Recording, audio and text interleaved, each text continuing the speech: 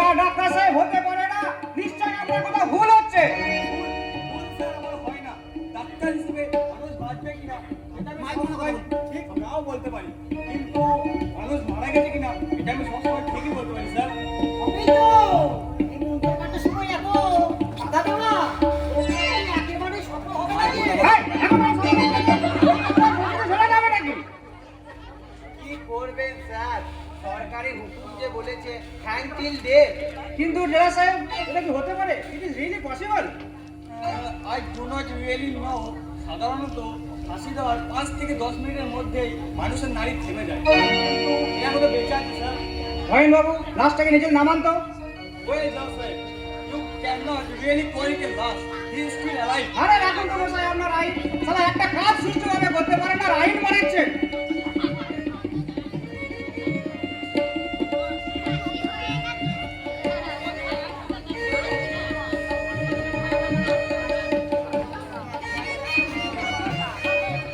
ও বাবু দাঁড়িয়ে দেখছো কি? কি করবো কিছু বলো। আমি কি বলবো স্যার, আমি তো কিছুই বুঝতে পারছি না। তবে স্যার একটা কাজ করলে হয় না, ওকে আর একবার ফাঁসির দড়িতে ঝুলিয়ে 3বার হ্যান্ডকাপ টান মারলে কেমন হয়? না না না তোমার ভুল, তাতে আইনে আটকাবে। আইন বলছে যে মানুষটার ফাঁসি হচ্ছে তার মৃত্যুর পূর্ব মুহূর্তেই জানা দরকার যে তার কি কারণে ফাঁসি হচ্ছে, কিন্তু এর তো কোনো জ্ঞানই নেই। তুমি একটা কাজ করলে হয় না, ওই জল দিয়ে কোনো রকমে ওর ক্যান্সার নিয়ে এসে আমার সব ব্যাপারটা বলতে পারবো। আবার কোথাও যেতে পারে? এই পান্তা ভাত নাকি নাকি? রক্ষে করুন মশাই, আমার বাড়িতে আর পান্তা ভাত নেই। সবকিছু প্রথম থেকে শুরু করবার কি দরকার আছে? কোনো রকমে এই জ্ঞানটা ফিরিয়ে রায়ের ভয়টা শুনিয়ে ঝুলিয়ে দিলে চলবে। আর কি দেখি মাঠে ঘাস কাটতে এসেছে। না না না না না, এসব হবে না। আমার আগে ওর জ্ঞান ফিরে নিয়ে আসুন, আমি আবার মন্ত্র পড়ে শুনাই। আরে রক্ষে করুন মশাই আপনার মন্ত্রে। ওই যত সব ওম ওম জং শুনে বুঝি, তাছাড়া ব্র্যান্ডে এখন বেরোচ্ছে না। ডাক্তার সাহেব দেখুন তো কোনো রকমের ব্র্যান্ডে ফেরানো যায় কিনা।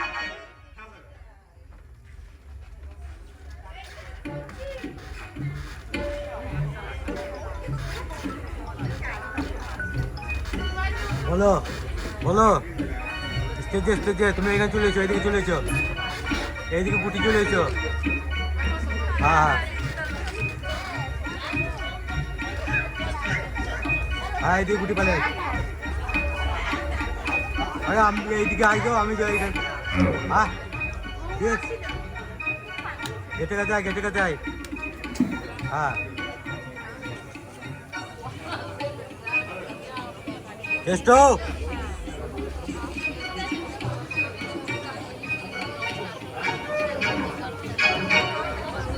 দেখি ক্লাসে কি করছেন আপনি? একেই বলে বাহ বাহ, ভালো আছে, সবাই মিলে ধরো।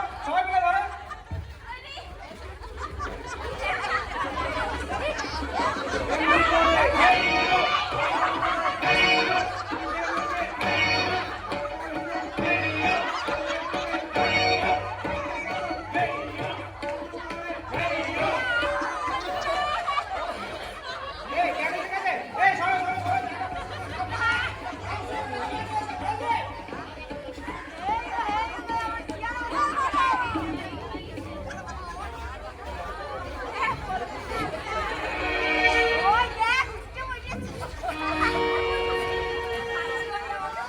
ডাক্তারবাবু এবার ওকে বোঝান যে ভারতীয় দণ্ডবিধি এই ধারা অনুযায়ী স্ত্রী চাপারানিকে গলা টিপে খুন করার জন্য ওকে আমরা ফাঁসিতে ঝোলাবো। তুমি কি আমার কথা শুনতে পাচ্ছ? আমাকে কিছু বলছেন? হ্যাঁ ভাই, তোমাকে তো বলছি আমার মাথা ঘুমোচ্ছে ভাই। কই আমার তো মনে পড়ছে না। সবই মনে পড়বে ভাই, তোমার সবই মনে পড়বে। আমার সাথে তোমার সবই মনে পড়ে যাবে। আমি এখানে কেন? আজকে ফাঁসি হবে ভাই। ফাঁসি কি? ওই স্বাস্থ্যসম্মত উপায়ে গলায় দড়ি দিয়ে ঝুল। আমি চুপ করবেন? ডাক্তার সাহেব প্লিজ, ফাঁসি মানে হচ্ছে ভাই থ্যাংক ইউ ডে, মানে আমি একটু ঝোলাবো, তোমাকে যে আমরা ঝোলাবো আমাকে ঠেকালে কি হবে? তুমি মরে যাবে। মরা কি? ওই মরা মানে ভাই বেঁচে না থাকা। ভুল বুঝাই, তাহলে আপনি বলো আমি এখানে চলে যাই। এই এই বাচস্পতি, ফের যদি একটা বাজে কথা বলেছেন না, খুব খারাপ হবে বলে দিচ্ছি কিন্তু। ডাক্তার সাহেব প্লিজ আপনি চালিয়ে যান। মরা মানে হচ্ছে ভাই বেঁচে না থাকা। আমরা কি সত্যি বেঁচে আছি? লাও কি উত্তর দেবে দাও ওকে। হ্যাঁ তুমি সত্যি বেঁচে আছো, আমরাও বেঁচে আছি। এই যে তুমি কি সুন্দর কাঠের চেয়ারে বসে আছো। এই শালা রাম সিং এটা মাওরা তো মাওরাই, অবশ্যই এত করে ছাড়বো গলা চেয়ারটা তো তারা কাটতে পারলি না। শালা বেটা বসলেই মালুম হবে তো বেঁচে আছে কি মারা গেছে। এই যে কেষ্ট চাষির কার মাত্র নয়, চুপ করে দাঁড়াও। ডাক্তার সাহেব প্লিজ। হ্যাঁ ভাই তুমি সত্যি বেঁচে আছো। এই যে আমি তোমার সামনে দাঁড়িয়ে আছি, তোমাকে দেখতে পাচ্ছ না। আপনি কে? আমি আমি হলাম ডাক্তার, আমি মানুষকে বাঁচাই, আমি মানুষের সেবা করি। আপনি কি সত্যি মানুষকে বাঁচান? সাধারণত তবে আপনি আমার মরার কথা কি জন্য বলছিলেন? স্যার ব্যাপারটা খুবই বেয়ারা জায়গায় চলেছিল। আমি সেই বিষয়টি নিয়ে আমার এগুলো ঠিক হবে। শুনুন শুনুন, আমি দেখছি সব দেখছি। ওই ওরে বাবু চেনো নাই? না, চিনো না? তোমার তো চেনার কথাও না, তোমার তো আগে কখনো ফাঁসি হয়নি। শুনো, আমার নাম শ্রী পঞ্চানন কর্করত্ন বিদ্যাবাগীশ বাচস্পতি। আমি হলাম সরকারি পুরোহিত, আমি পূজা করি। আপনি কি পূজা করেন? আমি জেলে সব পূজা করি, ধরো দুর্গা পূজা, জেলের কালী পূজা, তারপরে ধরো গিয়ে সরস্বতী পূজা, তারপরে ধরো গিয়ে অনুশাসন পূজা, আর ওই মাঝে মধ্যে না আমরা সবাই বাড়ির শনি পূজাও করি। আরে মশাই ওটা কি ওটা আপনার আনঅফিশিয়াল ডিউটি। এখানে বুঝি পূজা হবে? হে বাবা, এখানে পূজা হবে, ওই কাশি পূজা হবে।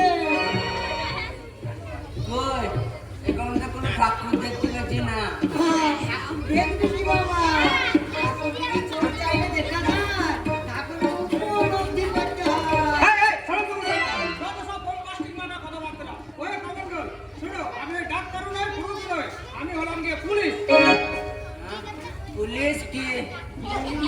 পুলিশ হলো তারা চোর ধরে যায়।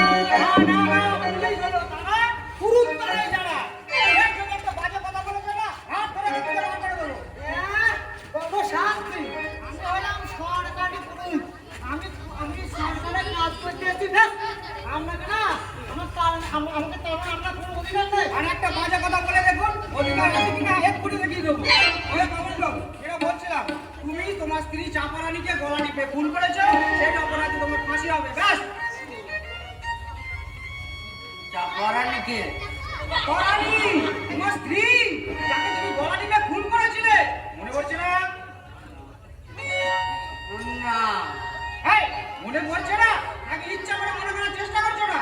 না গো বাবু, আমি সত্যি বলছি, আমার কিচ্ছু মনে হচ্ছে না। কি রে পাঁচু, এ তো শালা আচ্ছা ঝামেলায় পড়লাম। বলি ও খবর, গাড়ি দেখছো কি করবো কিছু বলো। আমি কি বলবো স্যার, আমি তো কিছুই বুঝতে পারছি না।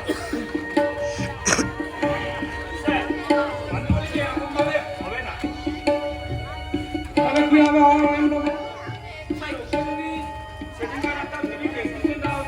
ঠিক আছে, দেখো তুমি কি করতে পারো।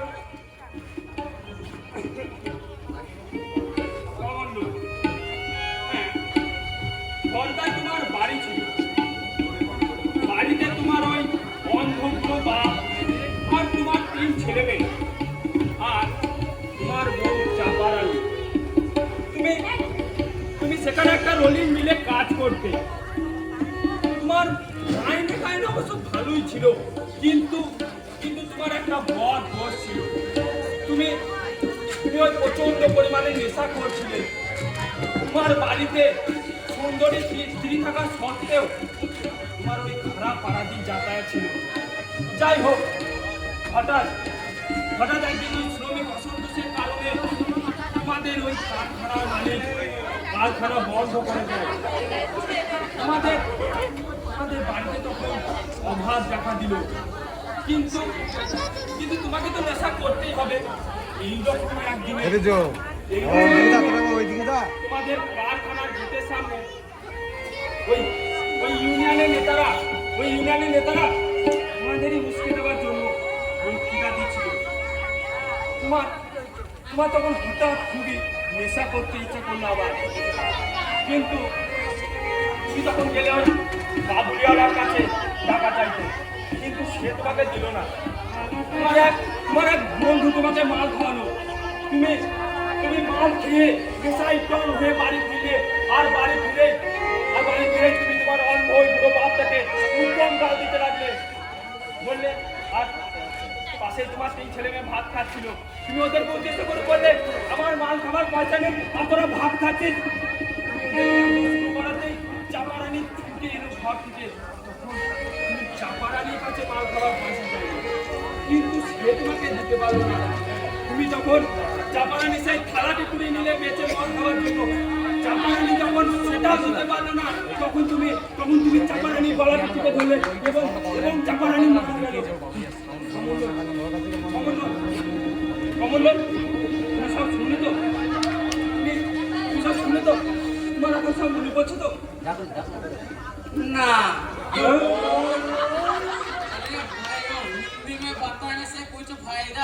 হ্যাঁ মাওরা, দেখছিস শালা বাংলায় কাজ হচ্ছে আর হিন্দি মারাচ্ছে। তুমি কমল কি করবো, কিছু আইডিয়া দাও। আমার মাথায় একটা আইডিয়া এসেছে। তা আইডিয়াটা কি মাথায় রাখবে নাকি বলবে? স্যার, আমি বলছিলাম কি, সেদিনকার পুরো ঘটনাটা যদি ওর সামনে একবার অভিনয় করে দেখানো যেত তাহলে কেমন হতো? কি বলতে চাইছো তুমি? মানে আমি বলতে চাইছি স্যার যে সেদিনকার পুরো ঘটনাটা আমাদের মধ্যে একজনকে কমণ্ডল সাজলো, আর সেদিনকার পুরো ঘটনাটা ওর সামনে আবার করে দেখানো হলো। সেদিনকার পুরো ঘটনাটা not a bad idea. Doctor সাহেব, আপনার কি মনে হয় এটা কাজ হতে পারে? একটা চান্স তো না যেতেই পারে জজ সাহেব। ঠিক আছে, তাহলে শুরু করা যাক। আমার বাবু, আপনার তো অ্যাক্টিং ভালোই আছে, আপনি বরং ওর বাবার রোলটা করুন। আর অহিত, তুমি হলে গিয়ে কমান্ডো, আর কেন্দ্র নকুল রাম সিং, তোমরা হলে 3 ছেলে মেয়ে। ডাক্তার সাহেব, আপনি চাপারান। কি আমি না স্যার, এই সুটবুট পড়া অবস্থায় আমাকে মেয়ে সাজাবেন? তার মানে বলছিলেন কি স্যার, ওই বাচস্পতি মশাইয়ের নামাবলিটা শাড়ি সে ভালো ব্যবহার করে দিতে পারে।